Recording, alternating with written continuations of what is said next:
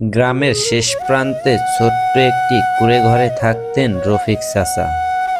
দিনমজুরের কাজ করে যা আয় হতো তা দিয়েই চলতো তার সংসার। ঘরে ছিল একমাত্র ছেলে ইমরান। ছেলের চোখে ছিল স্বপ্ন আর বাবার ছিল দুশ্চিন্তা। প্রতিদিন ভোরে রফিক চাচা বের হতেন কাজের খোঁজে। রোদে পুড়ে বৃষ্টিতে ভিজে সারাদিন খেটে সন্ধ্যায় যখন বাসায় ফিরতেন তার মুখে একটাই কথা, বাবা আজ কেমন পড়াশোনা করছিস?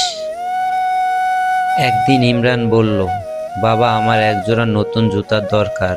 স্কুলে সবার জুতা আছে, আমারটা ছিঁড়ে গেছে। রফিক চাচা কিছু বললেন না, শুধু ছেলের মাথায় হাত বুলিয়ে দিলেন। সে রাতেই রফিক চাচা তার নিজের পুরনো কম্বল বিক্রি করলেন। পরদিন সকালে ইমরানকে একজোড়া নতুন জুতা কিনে দিলেন। খুশিতে ইমরান বলল, বাবা তুমি না থাকলে আমি কি করতাম? রফিক চাচা মুচকি হেসে বললেন, বাবা বাবা তো গরিব হতে পারে, সন্তানের স্বপ্ন কখনো গরিব হতে দেয় না।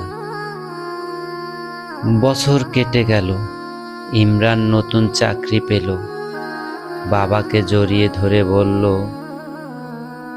আব্বা আমি আজ যা হয়েছি তা তোমার ঘামে লেখা।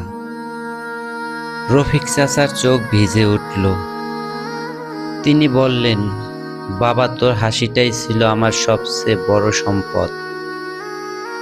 বাবা নামক এই গল্পটা যদি আপনার কাছে ভালো লেগে থাকে, যদি আপনার বাবা থাকে তাহলে অবশ্যই কমেন্টে জানাবেন।